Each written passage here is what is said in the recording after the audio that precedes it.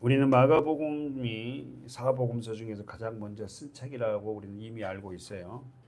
여러분 마가에 대해서 우리는 잘 알고 있어요. 부잣집 아들이고 처음에는 뭐 이렇게 바울에 따라다니다가 힘들어서 도망을 가버리고 뭐 그런 자였잖아요. 그런 것 같아. 처음에는 다 그렇게 도망 다니고 시험도 오고 이런 사람들을 하나님이 어떻게 해요? 바꾸시자. 아멘. 예. 마가복음은 1차적으로 수신자가 누구죠? 로마에 고난당한 그리스도인들이다. 다시 한번 마가복음을 쓴 이유가 1차적인 수신자가 뭐냐면 로마에서 고난당한 그리스도인들을 위로하는 서신이 마가복음. 1세기 로마 교회는 지금 우리는 21세기를 살아가는 2000년 전에 그러니까 우리 믿음의 우리 선진들이 고생했던 걸 한번 생각해 보십시오. 로마 황제 네로에 의해서 어떻게 대핍박을 받고 있는 상황이었습니다. 그래서 우리가 잘 알듯이 우리 배경 이야기했잖아요. AD 64년에 로마의 대화재 사건이 일어났어요. 그래서 사실 그 네로가 이게 건축 광이에요. 근데 자기가 왕궁에서 보여준 6, 7개 구역이 판잣집이거든요. 저걸 굉장히 넓어요, 하여튼. 저걸 싹 깨는 게 건축을 하고 싶은데 방법이 없잖아. 그래서 결국 네로가 그 불을 질러요. 그래서 이 소문이 있잖아요. 네로가 질렀다는 이 소문이 들리고 그 불을 질렀다는 소문이 자기에게 화살이 오니까 그 죄를 누구에게 뒤집어졌다고? 기독교인들. 그래서 기독교인들이 불을 질렀다 다 죽입니다. 그래서 여러분 그때 당시 AD 64년경에 로마의 대화재 사건에서 기독교인들이 엄청나게 죽었어요. 기독교인이라는 위기 때문에. 그래서 그들은 화형을 당하고 불에 태우다고 목베임을 당해서 그들을 위로하기 위해서 쓴 책이 누구냐면 마가복음. 그렇다면 여러분 그들을 위로하기 위해서 쓴 책 마가복음의 첫 번째 시작이 어떻게 한가 보시죠. 우리 알잖아요. 한번 읽어보세요. 제가 좋아하는 말씀이잖아요. 마가복음 1장 1절에 하나님의 아들 예수 그리스도 복음의 시작. 이게 위로라는 거예요. 아니 이게 위로입니까? 우리는 저와 여러분은 고난이 당하고 우리 가정에 문제가 있으면 그것이 해결돼야 되고 뭐 그게 그냥 뭐가 와고 확 그냥 없어져 버려야 되고 막 이렇게 잘 되고 막 이래야지 우리는 위로가 되잖아요. 야 예수 믿고 교회 다니니까 막 이런 게 있네.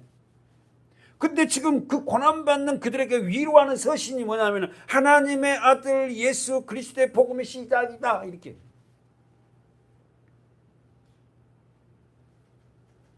여러분 이 말을 조금 더 깊이 생각하면 고난받는 저와 여러분의 가장 위로는 뭐예요?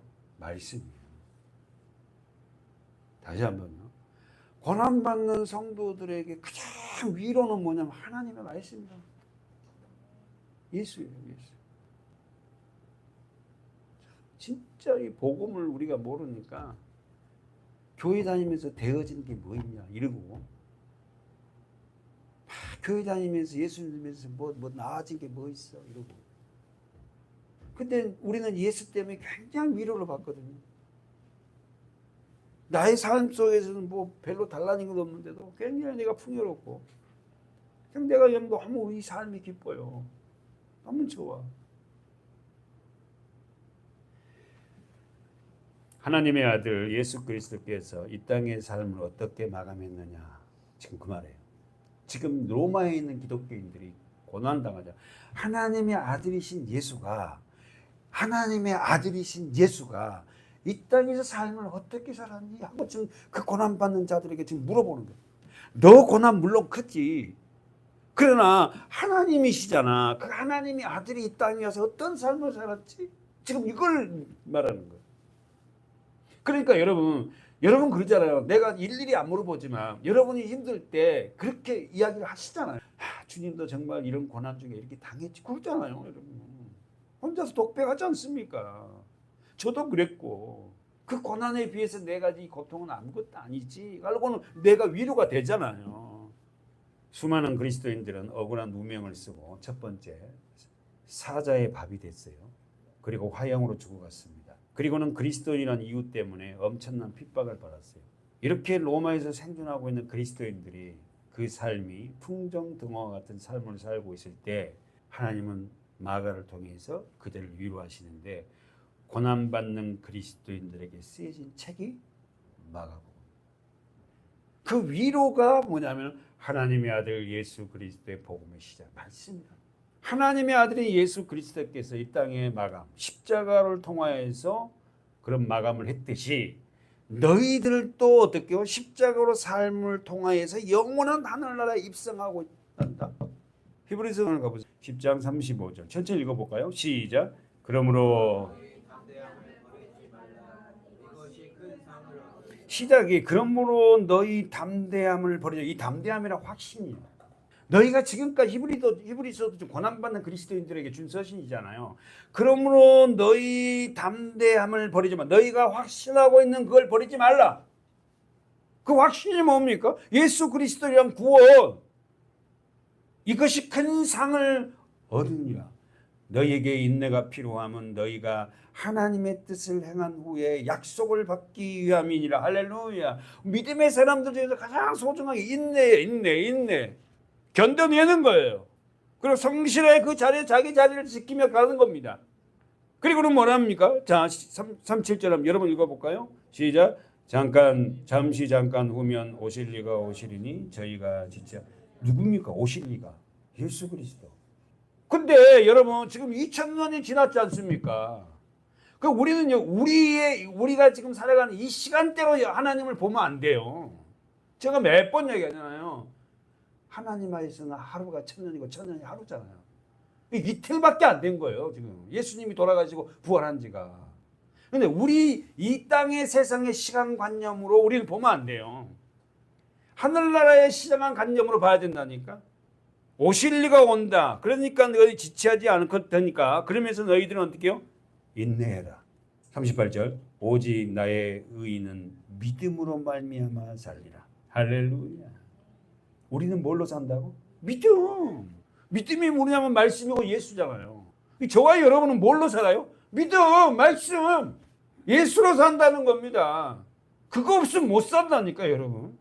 믿어야지. 이해하고 믿어지는 게 아니에요. 말씀으로 사는 거예요. 그러면서 보세요.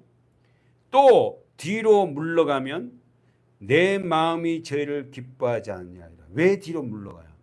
믿음이 없어. 말씀이 없다니까. 말씀이 돈독한 자는 누가 옆에 와서 이야기하고 신천지가 무엇이 어떻게 하더라도 어떻게 거기에 넘어가지 않아요. 믿음이 정확하게 말씀이 정확하게 있으니까. 말씀이 정확하게 없으니까 그냥 이리저리고 휩쓸리고 다니는 거예요. 우리가 정말 말씀을 지금 뭐냐면 오직 나의 의인은 믿음으로만 우리는 믿음으로 산다니까. 할렐루야. 예. 감사합니다. 우리는 믿음으로 산다고. 믿음이 없으면 우리는 아무것도 아닌 존재라니까. 예수가 없으면 믿음이 예수고 말씀이잖아요. 그러니까 우리가 왜 이렇게 강의 설교를 하고 또 우리가 확인하고 몇 번 또 보고 하는 거냐면 그 말씀이 내 것이 내 생명이 되어서 그 말씀이 나를 믿음의 사람으로 만들지. 교회를 오래 다녔다. 몇 대 믿었다. 뭐 모태신앙. 저희 집 아들도 다 애들도 모태신앙이지만 모태신앙. 그게 중요한 게 아니라니까. 그거 중요한 게 아니야. 물론 뭐 그런 배경이야 좋겠죠. 그러나 그게 중요한 게 아니야. 구원의 필수 요건이 아니지 않습니까? 뒤로 물러가면 언제나 보세요. 뒤로 물러가면 여러분 우리 절대 신앙이요 뒤로 쳐주면 안 된다니까. 내 마음이 저를 기뻐하지 아니라 하였느니라. 39절 동그라미 쳐봐요. 우리는 뒤로 물러가 침눈에 빠질 자가 아니요. 할렐루야. 우리는 뒤로 물러가 침눈에 빠질 자. 침눈이라면 하면 멸망이에요. 여러분 저와 여러분의 믿음이 뒤로 물러간 자는 다 멸망합니다. 빠집니다. 우리가 예수를 믿고 교회 생활하다가 뒤로 물러간 사람이 회복하기가 굉장히 힘들어요. 현상 유지가 되는데 자기 마음대로 예배를 안 드려버리고 자기 마음대로 교회를 갖다 안 다녀버리고 그런 사람들이 다시 예수 앞으로 돌아오기 굉장히 힘들어요. 어쨌든 간 우리는 예배 안에 있어야 돼. 할렐루야. 그럼요. 졸아도 예배 안에 있어야 되는 거야. 그래서 난 조는 거 굉장히 싫어하지만 말은 그래도. 사랑하는 여러분, 우리는 뒤로 물러간 자들이 아니에요. 할렐루야. 왜? 뒤로 물러가면 침눈에 빠진 자. 침눈에 빠진 자는 멸망한 자는 뒤로 물러갑니다. 오직 영혼 구원함에 이르는 언제라 했죠? 믿음을 가진 자다. 언더라인. 오직 영혼 구원함에 이르는 믿음을 가진 자다.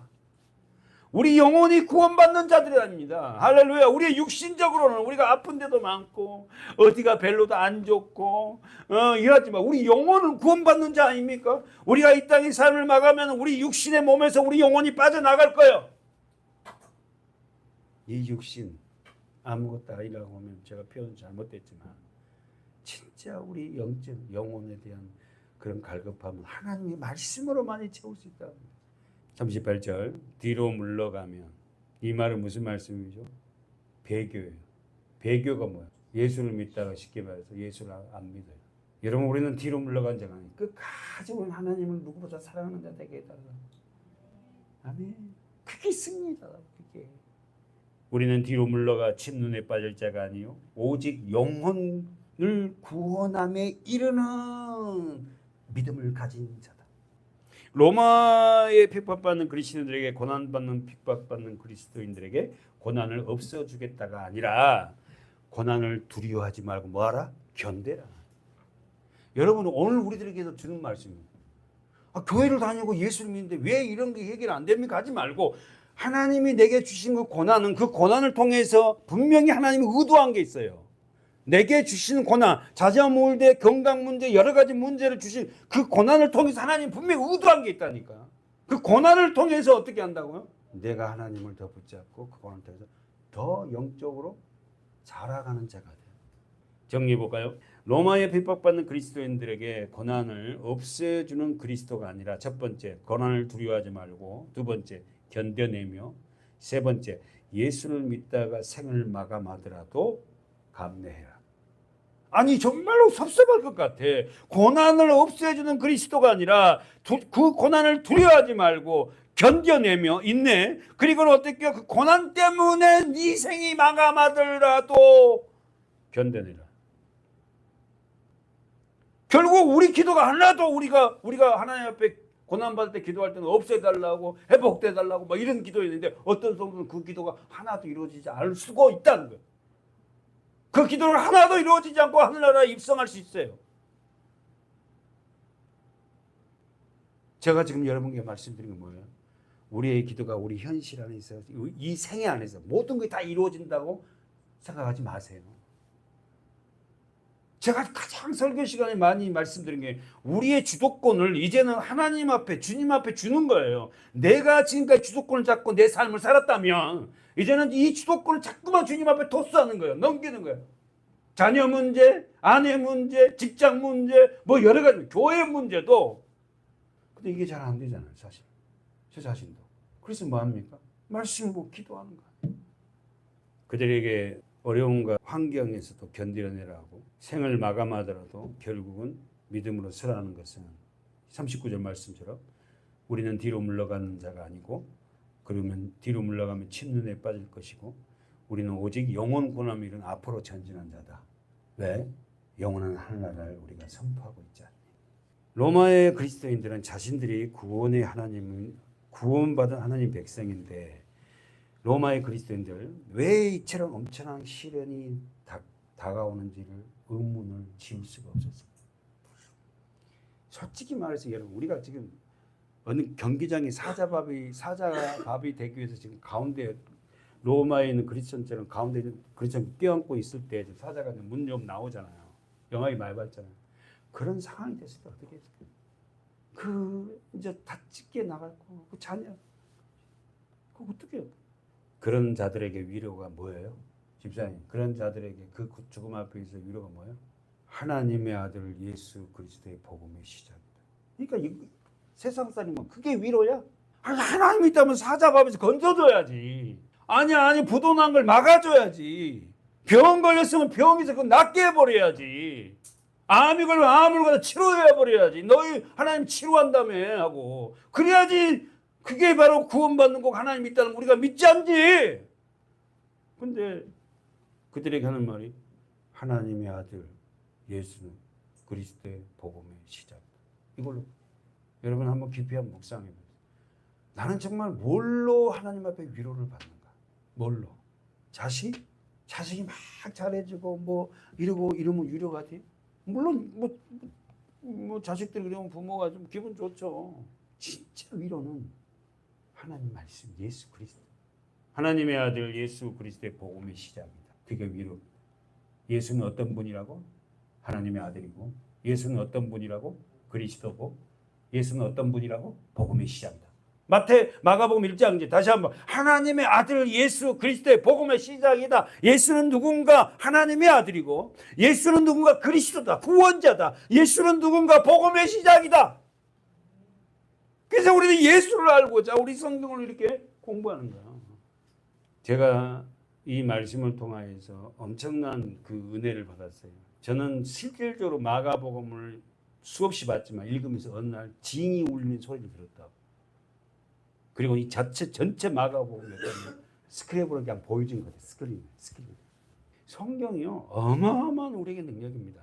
사랑하는 여러분, 예수 그리스도는 모든 만물을 무에서 유로 만드신 누구죠? 창조주입니다. 다시 한번, 예수 그리스도는 무에서 유로 모든 세상 만물을 만드신 창조주 하나님이세요. 한번 깊이 생각, 그런 하나님이신 그분이 이 세상에서 어떻게 살았는가? 왜 세상에 왔으며 왜 그런 삶을 살았는가? 한번 생각해 봐야 돼, 우리가 깊이. 예수를. 아니, 창조주 하나님이에요. 무에서 유로 만드신 그 무한한 능력 있는 그 성자 하나님이 이 땅의 삶을 어떻게 살았는가? 그는 배고파했고, 그는 아파했고, 그는 눈물도 흘렸다. 우리 때문에. 나사로 죽음 앞에서는 울었어요.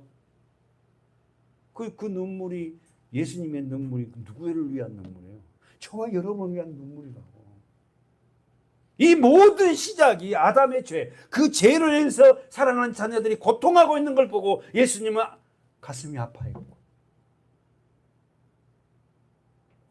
여러분과 저를 지금 주님이 쳐다보고 예수님은 어떠하실까? 한번 깊이 한번 묵상해 보세요. 예수 그리스도는 모든 만물을 만드신 창조주였다. 두 번째, 그런 창조주 하나님이 한번 써보세요. 세상을 지배하고 세상의 사람들이 군림한 자가 아니라, 지배하고 군림하는 자가 아니라 오히려 종으로서 섬기고 살려내서 하나 되게 하는 그런 구원의 역사로 자기를 내어줬다는 거예요.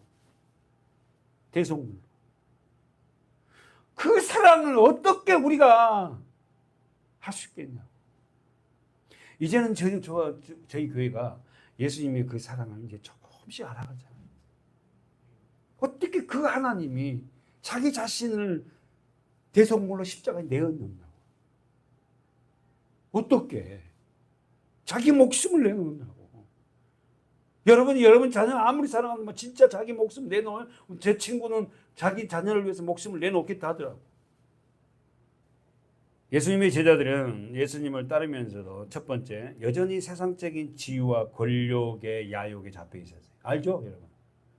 예수님의 제자들은 여전히 예수님을 따라가면서도 세상적인 지위, 세상적인 권력, 세상적인 야욕에 잡혀 있었어요. 그리고 시기와 경쟁을 일삼았던 그들이 어떻게 합니까? 하나님 앞에, 예수님 앞에 책망을 받아요. 근데 이들이 변화됐잖아요. 한번 볼까요? 마가복음 16장을 가볼까요? 사랑하는 여러분, 예수님의 제자들을, 저와 여러분을 언제 가장 싫어하고 꾸짖었을까? 어느 상태를 보고 예수님은, 저 좀 봐봐요. 예수님은 어느 상태를 보고 예수 믿는 사람들, 제자들 할 거 없이 그 사람들을 꾸짖을까요? 언제 제일 기뻐요? 그럼 딱 떠오르잖아. 언제 기뻐해요? 언제 꾸짖어요? 그럼 나오네요. 없대. 믿음이 있을 때. 그럼 막 주는 그리스도의 살아계신 하나님의 아들이라니까 막 그냥 기뻐갖고 난리치잖아요. 그러니까 믿음이 없는 그 제자들 보고는 어떻게 해요? 엄청 꾸짖어요. 한번 읽어볼까요? 마가복음 16장 14절입니다. 시작. 그 후에 11제자가 그 음식 먹을 때 예수께서 저희에게 나타나사 저희의 믿음 없는 것과 마음이 완악한 것을 동그라미 꾸짖으신. 할렐루야. 믿음이 없는 거. 믿음이 없으니까 마음이 완악해요. 여러분, 오늘 우리 모든 키는 뭐냐면 믿음입니다. 믿음이라는 게 뭔 말이에요? 기댄다는 거잖아요. 피스테스 기대된다. 그분을 더 나아가서 믿음이란 말씀이고 믿음이 예수잖아요. 예수님이 가장 꾸짖고 하나님이 가장 싫어하는 것은 믿음 없는 거죠. 믿음 없는 것과 마음의 완악한 것을 꾸짖으니 이는 자기의 살아난 것을 본 자들의 말을 믿지 아니함이로라. 무슨 말입니까? 예수가 살아났다고 본 자들이 제자들에게 말했어요. 말했는데도 그걸 믿지 않아. 예수님이 제자들에게 베드로에게도 늘 그러겠잖아. 주는 그리스도 살아계신 하나님의 아들이라 그러니까 그 뒤에 뭐라 합니까? 축복해놓고 뭐라 그래요? 내가 죽는다. 그리고는 부활할 것이다. 그러니까 베드로가 뭐라 합니까? 뭔 말입니까 지금? 그러니까 바로 사단아 그래 버리잖아. 근데 베드로는 막 칭찬을 엄청 받았다가 갑자기 천국 갔다가 지옥으로 떨어지고 막 그래 막. 이렇게 굴곡이 있던 자들이 십자가를 통하여서 성령이 부어지고 나니까 완전히 변화됐다. 이게 지금 성경이 하고자 하는 거 뭐예요? 그 십자가와 성령이 부어지지 않으면 우리의 신앙의 굴곡이 그렇게 되어져. 다시 한번 16장 14절. 그 후에 11 제자가 뭘 먹고 있어요? 예수님이 야 밥이 넘어가냐? 야 이놈들아 어? 이런 말 안 하잖아요. 그러니까 사람은요 살기 위해서 어떤 상황이든 음식 먹습니다. 예수님이 그냥 나 같으면 와갖고 밥이 넘어가냐 이놈들아? 어? 무슨 이야기예요? 예수님은요 우리의 본능의 처지를 잘 알아요. 가장 그런 것에 치우치지 않냐고. 그 중요한 핵심이 뭐냐면은 믿음. 그래서 우리 교회 표어가 뭡니까? 믿음이 없이는 하나님을 기쁘시게 못하나이잖아. 히브리서 11장 13절. 히브리서가 다 믿음장이지 않습니까? 11장이. 그 믿음은 어떻게 생긴다? 들음으로. 그렇죠. 사랑하는 여러분, 교회는 저와 여러분이 교회입니까? 아멘. 그렇다면 우리 삶의 주인은 누구예요? 예수입니다. 말씀이에요. 다시 한번 교회는 예수 그리스도를 머리로 하고 예수 그리스도가 주인 되어서 모여든 성도들이 첫 번째 하나님 말씀으로 양육되고, 써보세요. 하나님 말씀으로 양육되고, 두 번째 세상에서 선교적인 삶을 사는 것이다. 다시 한번 말씀 양육 선교적인 삶. 저와 여러분이 교회가 됐지 않습니까? 이제 부족하지만 우리가 교회잖아요. 예수 그리스도가 삶의 주인으로 우리가 고백하고 지금 살아가잖아요. 그죠?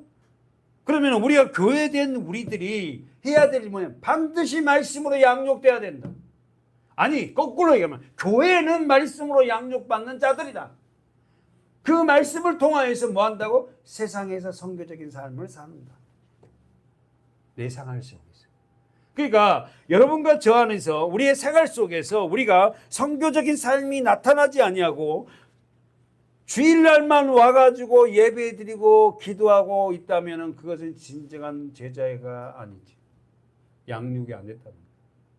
마태복음 5장 우리 암송장이잖아요. 마태복음 5장이 그러잖아요. 뭐랍니까?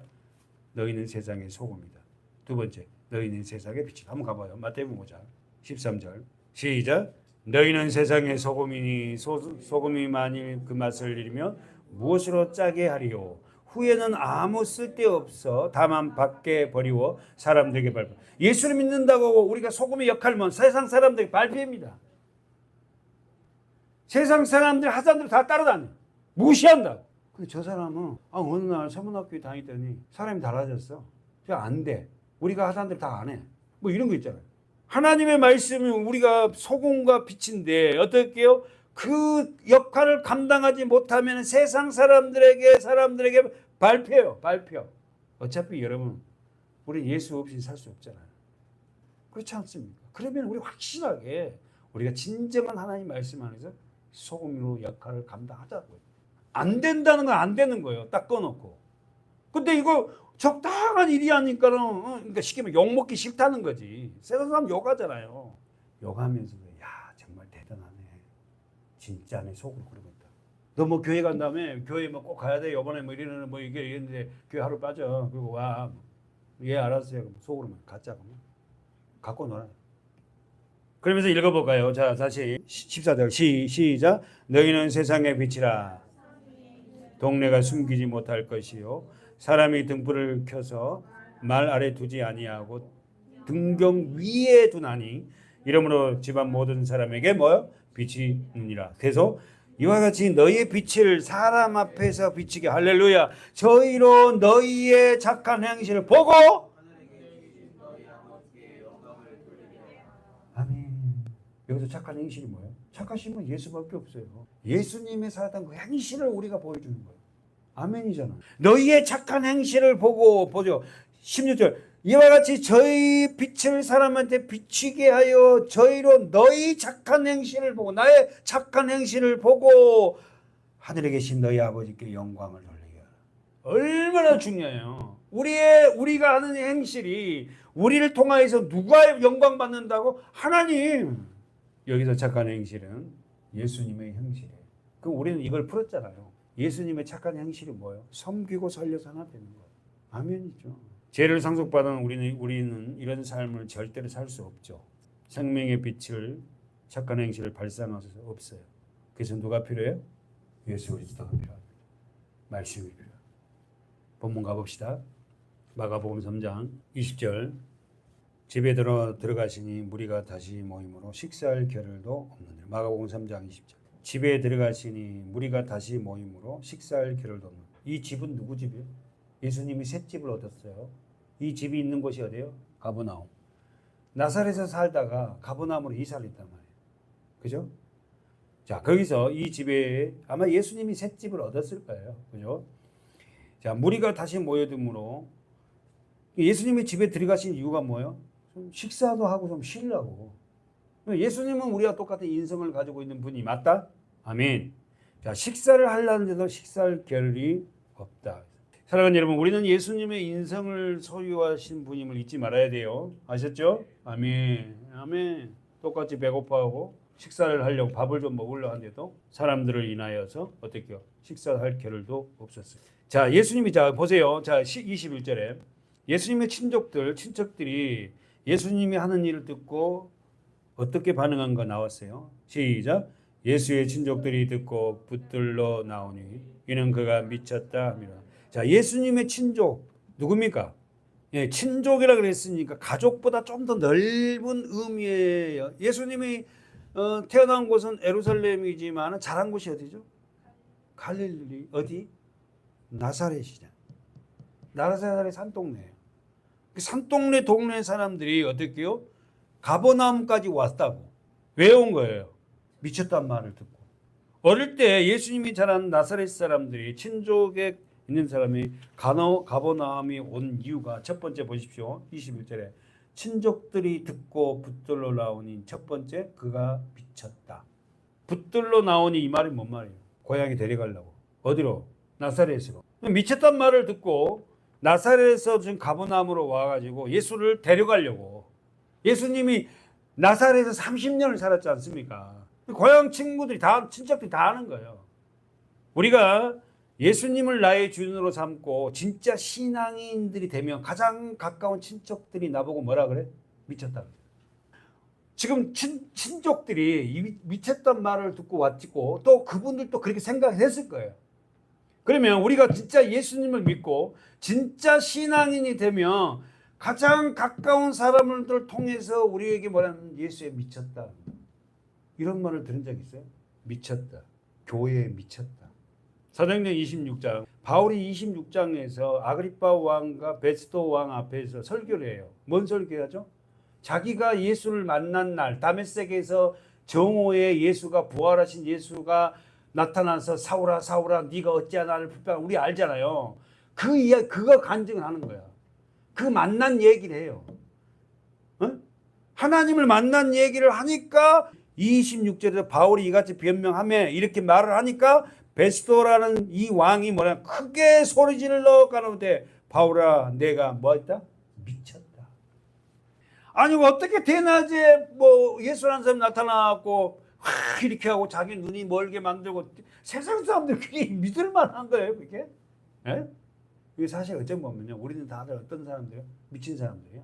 예. 세상 사람들 보기에 미친 사람들이라고. 이 날 더운데 와갖고 이렇게 공부하고 말씀 하나하나 체크하고 찬양하고 기도하고 눈물 흘리고 그 사람은 미친 사람이지 우리를 보기에. 지금 세상 왕 베스토가 뭐라요? 다시 한번 24절. 바울이 이같이 변명하며 쭉 지금 곧 부활하신 그분을 쭉 설교를 했어요. 그러니까 베스토 반응이 크게 소리치며 뭐라고? 바울아, 네가 미쳤다. 네 많은 학문이 너를 미치게 했다. 그러면 바울은 학문을 하기가 많은 사람이야. 그러면 이 베스토 왕이 바울의 이력을 알고 있다 없다? 알고 있다. 바울은 사실 죄인이지만 굉장한 유명한 죄인이야. 뭐 때문에? 하나님 때문에, 예수 때문에. 그러니까 여러분과 저를 유명하게 만들고 세상 사람 영향력이 만들 수 있는 것은 세상적인 학문이 아니고 진짜 예수 그리스도 믿는 이 믿음이 우리를 유명하게 만들어요. 별로 아멘이 없어서 좀 섭섭한데, 우리를 유명하게 만든, 목사님을 유명하게 만든 것은 박사학위가 몇 개 있고 교회 사이즈 이게 아니라 정말 하나님 예수 그리스도를 사랑하는 쪽이라는 그 선언이 되면 그거 자체가 어떻게 해요? 유명한 자야. 그래서 난 제가 유명하잖아. 아멘. 난 제가 유명하다고 생각합니다. 사랑하는 여러분, 오늘 이 말씀에서 세상 사람들은, 세상 왕은 하나님을 만난, 예수를 만난 그 바울 향해 뭘 한다고? 미쳤다. 그래, 미쳤단 말을 들은 거, 가장 가까운 날 들은 거, 그럴 때마다 더 감사해. 내가 진짜 그리스도를 믿는 믿음의 사람. 여러분, 오늘 이 세상 사람들이 우리를 향한 이 반응이 이런 말 들을 때요, 여러분 정말 우리가 감사해야 돼요. 내가 이제 진짜. 사랑하는 여러분, 사람들에게 언더라인 쳐보세요. 인식되어 버린 것은 쉽게 지워버릴 수 없다. 써보세요. 인식되어 버린 것은. 저와 여러분이 사람들에게 인식되어 버렸다면 그것을 쉽게 저버릴 수 없어요. 사람들은 저 사람은 이런 사람이야 인식되어 버리면 지워버리기가 힘듭니다. 그러니까 오늘 있잖아요.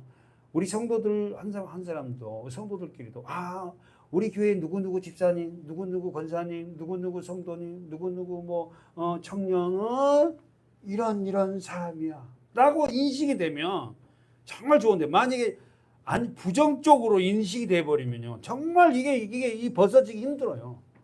믿음적으로, 하나님적으로 그렇게 인식이 되면 정말 좋은데, 교회 다니면서 이런 사람이야 하고 인식이 딱 돼버리잖아요.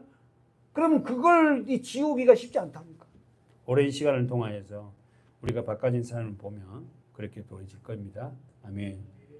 예수님의 친족들은 예수님이 어린 시절, 청년 시절에서 어떻게 생활했는지 너무 잘 알아요. 예수가. 그렇죠? 그런데 지금 예수의 모습은 도저히 이해할 수 없는 일을 합니다. 그래서 어떻게 해요? 예수님의 형제들과 모친이 예수님을 데리러 오죠. 마가복음 3장 31절이죠. 사랑하는 여러분, 주님께서 말씀하신 진정한 가족이라는 개념은 뭐죠?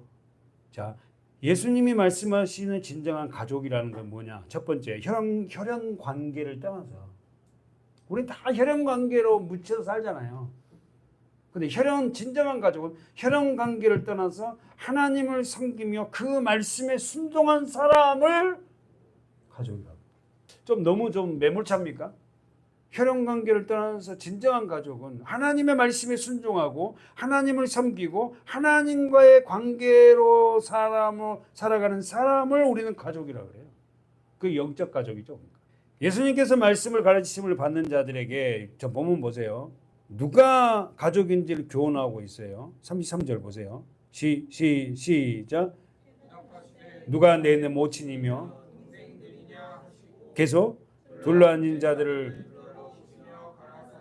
내 모친과 내 동생을 보라. 계속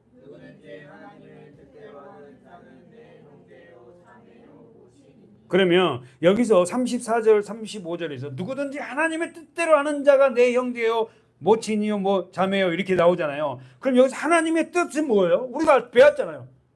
예수 그리스도가, 하나님께서 보내신 예수 그리스도가 누군지를 알고 믿는 자들, 하나님의 뜻을 그들을 가져오려고.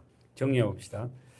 우리는 혈연 관계 속에서 육적 정을 나누는 한 상에 밥 먹는 사람들을 뭐라 그래요? 식구라 하죠. 혈연 관계 속에서 정을 나누면서 한 상에 밥을 먹는 관계를 식구라, 형제라죠. 그런데 오늘 본문에 뭐라고 합니까? 본문은 아니지만 우리가 31절에서 35절에 진정한 형제 가족은 어떤 거다? 첫 번째, 하나님의 뜻대로 예수가 누군지를 알아. 써보세요. 진정한 형제고 진정한 가족은 하나님의 뜻대로 예수가 누군지를 알고 그분의 뜻대로 행하는 자들이 진정한 가족이에요. 진짜 아멘해서 너무 고마워요. 이 개념을 우리가 잘 알아야 돼요. 혈연관계, 단지 말해서 혈연관계 속에서 육적인 정을 나누고 한 상에 한 밥을 먹었던 관계를 우리는 식구, 형제라고 하지만 진정한 형제, 진정한 가족은 하나님의 뜻대로 예수가 누군지를 알아. 그분의 뜻대로 행하는 자들이 가족입니다. 그래서 우리는 한 가족이에요. 우리는 성경 말씀을 통하여서 마리아, 예수님 어머니 마리아를 잘 압니다. 마리아가 예수를 잉태했을 때에 천사가 와서 성령으로 잉태된 그 일들을 말했죠. 31절 보세요. 때에 예수의 모친과 동생들이 와서 언더라인 쳐봐요. 예수의 모친과 동생들이 왔어요. 왜 왔어요? 미쳤단 말을 듣고 왔어요. 그러면 여러분 우리가 성경에 기록되지 않지만 집사님이 마리아를 하면 아들이 지금 저렇게 사람들의 뭐 일을 하고 밥도 못 먹자고 이러고 할 때 부모의 마음은 어떨까요? 21절에 예수의 친족들이 듣고 붙들러 오니 데리고 가려단 말이야. 여러분 마음을 좀 읽으세요. 좀 알겠어요? 마리아는 이미 예수가 성령으로 잉태했고 천사로부터 다 수태 고지를 받았다고요. 마리아에게 나타나서 너에게 임하는 건 성령으로 임마누엘이다. 다 얘기했다고. 그래서 마리아가 계집종에게 이루어지기로 나는 뭐 사내를 알지 못하는데 우리 읽었잖아요. 그러면서 이야기해 준단 말이에요. 그러니까 마리아는 직접 성령으로 그 천사를 통해서 말씀을 다 들었어요. 그 예수가 누군지 알아요. 그러면 이 본문을 우리가 읽었잖아요. 31절에서 35절까지만 아들이 너무 어떻게요? 고생하는 그 어머니 마음을 좀 잡아보자는 거야. 밥 먹을 시간도 없고 그렇게 고생하는 아들을 다시 좀 데려가서 먹이고 싶은 마리아의 어머니로서의 마음이에요. 마리아가 뭐 믿음이 없으니까 하지 마세요. 그만해 아들. 이거 뭐 하는 짓이야. 이게 아니라 저는 이 말씀을 묵상하면서 예수의 모친에 대한 마리아에 대해서 묵상했어요. 엄마의 마음이에요. 물론 하나님의 아들이 성령을 잉태했지만 육을 가지고 30년 동안 양육했잖아요. 아들이 뭘 좋아하고 어떤 음식을 좋아하고 다 알잖아요. 고생하는 아들을 데리고 가서 밥도 먹이고 좀 쉬게 하려고. 어떤 주석에도 이런 건 써있지 않았지만 묵상하면서 나는 마리아의 마음을 조금 읽어봤어요. 아들의 고생하는 그 모습을 보고 안타까운 부모의 마음으로 믿음이 없어서 그게 아니라 그 아들을 좀 쉬게 하려고. 그게 부모의 마음이에요. 여러분과 제가 믿음 안에서 주의 일을 행할 때 하나님도 우리들에게 그런 연민의 마음이 없지 않을까요? 교회를 위해서 수고하고 복음을 위해서 살라고 힘들어하는 저와 여러분을 하나님은 위로하고 난 네 마음 안다. 그래. 그래서 좀 이렇게 쉼이 필요하지. 이런 거 있잖아요. 그 쉼을 줄 때는 여러분 그냥 쉬십시오. 그 쉼을 통해서 우리 또 뭡니까? 더 많은 힘을 얻지 않습니까? 그래서 우리가 또 일을 하는 거 되는 거고. 명심하시고 이 마리아 마음을 한번 만져보시기 바라요. 기도하겠습니다.